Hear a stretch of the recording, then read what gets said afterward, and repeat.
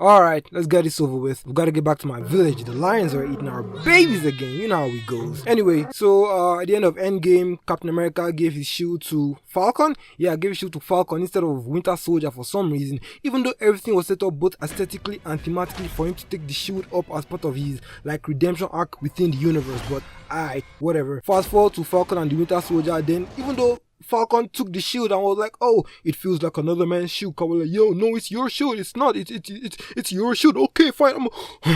I'll do my best. Thank you. At the beginning of this series, like, nah, bro, I ain't doing all of that. Fuck that shield. And then he gives it away. Then they give the shield to some other white dude. He, does some quote unquote bad things. He killed a terrorist. The terrorist did a bad thing, killed his friend, so he killed the terrorist. But they got blood on the shield. And ooh, it's bad. That's how the show wanted you to think. Anyway, they take the shield back from him, and at the end of I think 8 or 6 episodes of the show, Falcon is Captain America again, which just essentially takes us back to where we were at the end of Endgame, somewhat rendering the entirety of the TV show redundant and pointless. So it's like, what's the point of all that? What do we...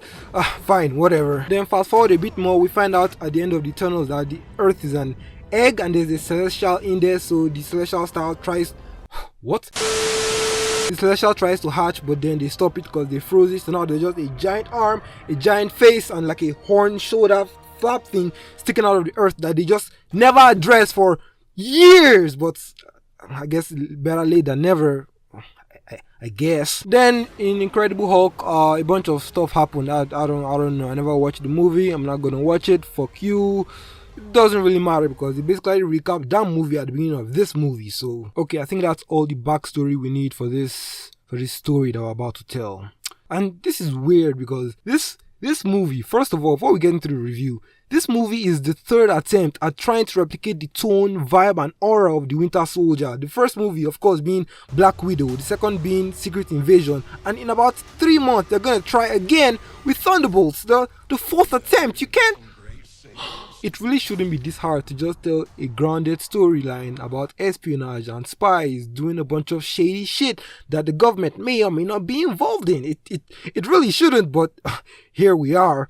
Okay, let's start with the good stuff. We're gonna do good, the bad, the score, and the plug. So, the good stuff.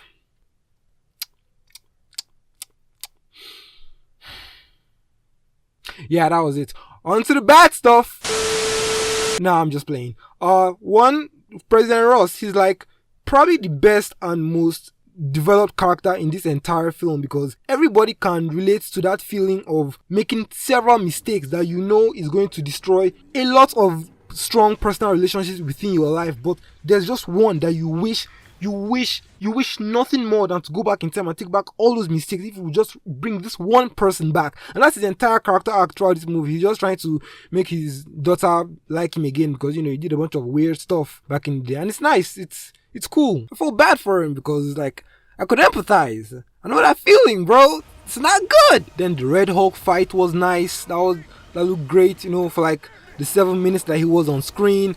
Just great. Awesome work, Marvel, just plastering all the marketing with Red Hulk only to have him at the end for less than 10 minutes. That was really nice, real nice. But the sheer amount of just destruction and carnage unleashed by Red Hulk made me very nostalgic for the old, the previous, I was about to say olden days, but that's crazy. The Avengers movies are almost a decade old by now. That's insane to think about. Wow. Well, anyway, as the Red Hulk was just doing his thing, it made me think of Hulk in, I believe, Age of Ultron, and Thanos for some reason, because they're both big dudes. So destruction was really nice to see, and made me hopeful for what else they're going to do with Red Hulk in the future, because he's going to be in Doomsday and Secret Wars. So we're looking forward to that. And that's it. That's actually all the good stuff. They really should have just made President Ross the main antagonist of this movie. It would have worked so much better. He has some negative sides which we'll get to in about 2 minutes, but he's really the only good thing in this movie. The rest is just Now the bad stuff. The exposition. There is an awfully large amount of just bad exposition in this movie. The first one starts with Kid Falcon and this military man where they're on a mission, right? They're both the guy in the chair for Cap as he's going to rescue something. He's going to get the adamantium back from the Japanese or these Sidewinders guys, whoever. Oh, I also forgot to mention, they found adamantium in the Celestial's eye or head or body. I don't know, the Japanese have been excavating and purifying the adamantium, so the Sidewinders guys stole it and then blamed it on the Americans. So that's how we get the, oh, it's war, the ships, oh, bad stuff. Woo. And that's essentially President Ross's entire motivation throughout this movie. He wants to get the treaty signed so that Americans and Japanese and everybody else can have a fair share at the adamantium, so that everyone can forget that he was a really, really bad person and his daughter can like him again. So, alright, back to the bad stuff. So, they're in his ear, and then Kid Falcon and this military man who seems to be a rank above him, because Kid Falcon asks for military secrets and he's like, oh, that's above your pay grade, that's top secret Pentagon stuff. So he's clearly above him. He should know more stuff than him. Then Cap does this thing with his suit where he does the Black Panther purple kinetic energy dispersion thing, and then the guy's like, oh, why is he able to do that? And then Kid Falcon just exposits most of the ending of Falcon and Winter Soldier to him, because Disney knows nobody saw that fucking TV show. And I get it, you have to keep the audience up to date, but it didn't make sense. This guy is supposed to be higher than him. He's not supposed to not know what Captain America can and can't do. It was, and then even it's made even more prominent in the next scene when Kid Falcon is like, oh, he's looking at the screen, and then the military man is like, oh, what's that? What's going on? And Kid Falcon is like, oh, Sidewinder's here. That's the leader of the Serpent Society. He's not supposed to be here. Why? No, he should. Why you telling him that? He knows that. I get the audience doesn't fucking know that, but he knows that you shouldn't. It should be Cap telling Kid Falcon that, not Kid Falcon telling his superior that information, which he should know. Then another example of this just horrible type of exposition is the relationship between the leader and President Ross, because that's the entire basis for this movie. The leader, got some bad stuff done to him in Incredible Hulk again. I don't know, I didn't watch the movie, fuck you. And President Ross, has a lot of things to do with the bad things that happened to him. So the basis of this relationship is the leader trying to get revenge on President Ross. So we first get an understanding of what happened between them from the leader when they find out, oh, he looks like this and this is what happened to him. He gives them the exposition. Then, like 5 minutes later, we get the same exposition given to us again from Sidewinder, the Gus Fring, Antonio Peter, I don't know, the Gus Fring guy from Breaking Bad. He gives us another version of the same exposition that we just got from the leader. Then, like 30 minutes later, we get it again from President Ross. And see, I kind of get it, because the different perspective reveal a new piece of the puzzle each time we hear the story again. But they just had to have been a more just smoother way of doing that. That'd be a better way to do that, instead of just telling us the same thing over and over again 3 fucking times in the span of like 20 minutes, bro. Then the worst one happens at the end of the movie when Ross and Sam are having a conversation about the end of the movie, essentially, after they've had their fight.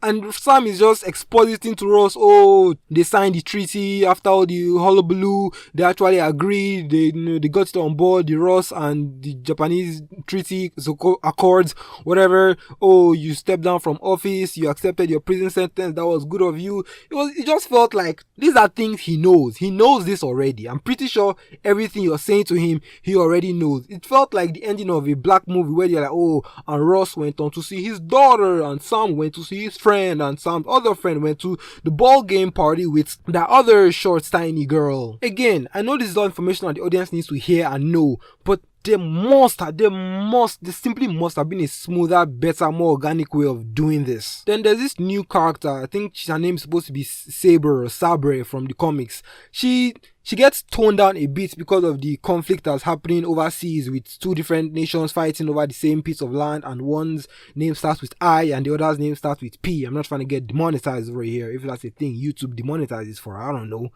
But her name is Sabre. She's a new, I don't know, Sabre, I don't know. I call her little lady because she's tiny as fuck. She's supposed to be the person in charge of President Ross's security detail team thing, whatever. And she's just, at the beginning, unnecessarily antagonistic towards Sam for no definitive reason. It just didn't make any sense. And then, okay, see, the plot of the movie, the premise of the movie is that Sam's friend, what's his name again? Sebastian, Xavier, Bradley, I don't know, I'm not checking it up. Sam's friend, the first super soldier black guy from the 1990s that got kidnapped and put in prison and tortured or whatever. They told us all this in the Falcon and Winter Soldier TV show. Go watch it or don't, it doesn't really fucking matter. That guy tries to kill the president, and then obviously he's a good guy, he wouldn't do that. So Sam tries to defend him by saying he got, he was obviously mind controlled by somebody. He wouldn't fucking just do that of his own volition. Then Saber is like, nah, that doesn't make any sense. He just went crazy. And the way she said it, she's like, oh, he was tortured and imprisoned for 30 years. That's more than enough to make any man snap. Like, I can see where you were going with that. The lead up made sense, because if you had been like, oh, he was trying to get revenge. No, she ended like, no, that was enough to make any man snap. Like, so you're saying he went crazy. That's it. After being free of all that, 20 years plus after, he just randomly decides to go. Okay, sure. And the absolute worst part about this character is how do I say this? She takes suspension of disbelief to just the most extreme end. Like, there's only so far I can suspend my disbelief, bro, before I have to start questioning what the fuck I'm looking at on screen. She literally looks like she's 12 years old, bro. I'm not even joking. She doesn't look like she has gone through puberty. Her stature, her face, her height, her just pencil-sized body. No, and I'm supposed to believe that she's able to beat up a room full of 10 highly trained soldiers that are at least double her size? Why? Because they said she was trained in the Black Widow program, like offhandedly in another fucking exposition scene. That was enough. Oh, she's a former Black Widow from the Black Widow movie. Oh, fear her. No, bro. She's like 4'11". She's Okay, let's move on. President Ross. This dude might be fucking schizophrenic, bro. I don't know what's happening in this fucking movie. Like, okay, before the attack on his life and the black super soldier tried to kill him and Sam had a conversation about, restarting the Avengers because the Accords tore them apart and we need to be stronger and safer, and I need a bunch of lapdogs to do my bidding now that I'm president, you know what I'm saying? And then, what else happened after that? Then the assassination stuff happened, and then he goes from clearing out the room of generals and senators and advisors just so he could have a personal one-on-one conversation with Sam, his trusted Captain America, leader of Avengers, first responder, most efficient enforcer, all that. He goes from doing all that for him to rejecting his offer to work together and even berate him by reminding him that he's not Steve Rogers, so he has no business being in these types of situations, all under the apparent pretense that he's upset about his friend trying to kill him. And my brain, I don't know about you guys, but this is just me. If he shouldn't be in this situation because he's apparently inferior to Steve Rogers, why the fuck did you ask him to help you rebuild the Avengers like 30 minutes ago? Are you actually insane, or did you just change your entire stance on Sam Wilson as a competent leader because of what the tiny lady said about his friend? So you just believe that he just went fucking crazy? You can't think for yourself, bro? How many years have you been alive on this fucking earth in the fucking Avengers universe? You've seen all the spy shit going down. I'm pretty sure you know who the Winter Soldier is. It's not that hard to believe that somebody might control another person and send them to kill other people, bro. This is not a new premise in the MCU. What? The leader looks like fucking shit, so that's cool. This is what the leader looks like from the comics. This elongated head, smart guy, green. That's it. So tell me why bro looks like he has a bunch of infected boils on his head. Like, what? And maybe if they were going for the whole swollen external brain look that we see in some other pieces of science fiction media, that might have been nice. But that's not what's on his head. It just looks like he has a scalp infection that never went away and just kept on exacerbating until he ended up looking like this. It just doesn't make any sense because they literally just put Wolverine in his goofy ass yellow costume, but they can't just give the leader his comic accurate elongated head. And again, they did the Secret Invasion thing again. For those of you that don't know, that didn't watch Secret Invasion, myself included, I just watched the fucking reviews. Apparently, Nick Fury isn't the world's best super spy. He just had a bunch of Skrull enforcers that did his bidding and gave him information. And without the Skrull, Nick Fury would be nothing. That's it. They just copied and pasted that shit onto this fucking movie, bro. So apparently, General Ross, all the great things he has done was just because of the leader's great mind, because he was feeding him gamma radiation in under a fucking cell and having him solve, oh, the probability of this happening is gonna be here and then there, and that's the whole thing. Every great thing he did was because of this ugly ass dude right here. So I guess it's just fuck all the well-respected and feared male leaders of the MCU, huh? The dude from Breaking Bad, yeah, you remember him? Wasted. Nothing to do. He has no reason to be in this movie. He's just delegated to a fucking exposition machine. That's it. He's in like 3 scenes. 2 of them are just him giving exposition on the leader. Cut him out of this movie, it changes 0%. 0%, bro. And then we have Sam Wilson. He's fine. He didn't annoy me, but he didn't particularly impress me either. He has no real character arc because this isn't his movie, bro. I know his quote-unquote title is on the fucking title of the movie and he's the titular character, but he's just here to react to whatever President Ross and the leader are doing. He's okay. He can't carry a movie, and personally, he's not my Captain America. Skin color aside, I don't really give a fuck, but no, Steve Rogers, that's my guy, bro. That's my guy right there, bro. Sam, he's alright. He's cool. He's great as the Falcon. Chef's fucking kiss, bro. But you know my Captain America, bro. I don't know what to tell you. Plus, he's a dumbass for not taking a fucking super soldier serum. He has no reason to not do that. There's no reason. You're about to fight the Hulk, bro. What? Okay, now let's even touch on that, because all the fucking derivative upgrades to his suits that we see in the trailers are all just a response to the fact that a regular guy with wings and a frisbee is about to fight a fucking Hulk. Like, look, the vibranium suits, that's only there because he's a regular guy with no super soldier serum that's about to fight a fucking Hulk. So maybe if we give him a suit that covers his entire body and makes him somewhat invulnerable, that might even out the odds a little bit. The kinetic energy blast, again, this is just a regular guy in a suit fighting a fucking Hulk, bro.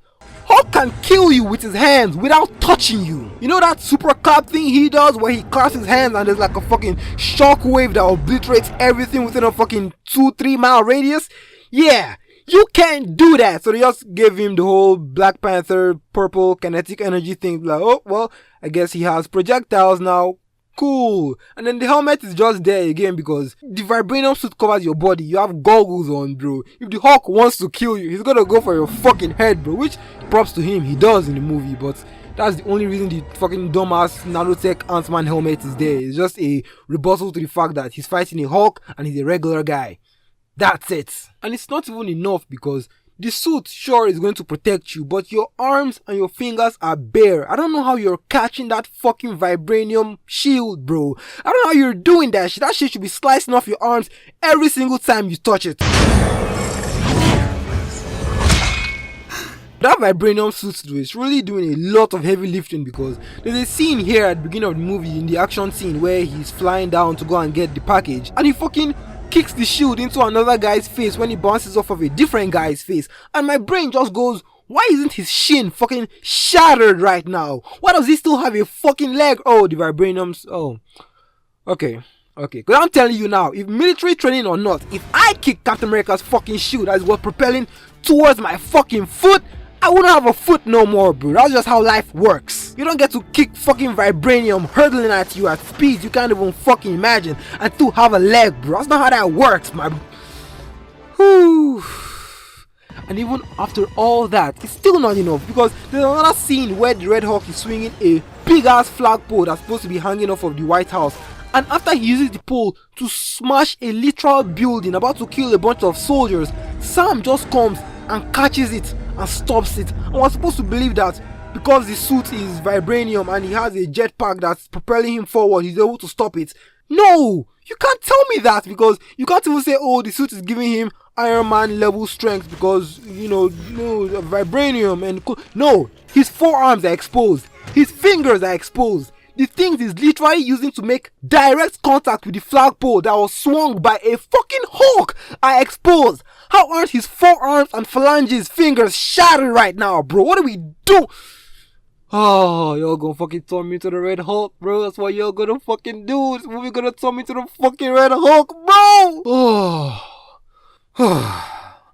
this isn't a Captain America movie. This is an Incredible Hulk sequel without the Incredible Hulk, where General Ross tries to refurbish his own public image, but the leader is trying to show the world who he really is, and Sam Wilson just so happens to be there cosplaying as Captain America. If you replace Sam Wilson with almost any other character in the MCU, this movie changes 0%. 6 out of 10. Get the fuck out of my face, bro. Anyway, subscribe to my Patreon for Weko's Echo. That's my Patreon exclusive weekly podcast where I review movies, answer your questions, and listen to Reddit stories. So go over there and give me money, because it's gonna really help me buy some sticks and stones from the neighboring village so I can help defend my tribe against these fucking lions, bro. They keep eating the babies, my guy. It's crazy. Anyway, this was fun. Subscribe to the Patreon, link in the description, and I'll see you guys in the next video.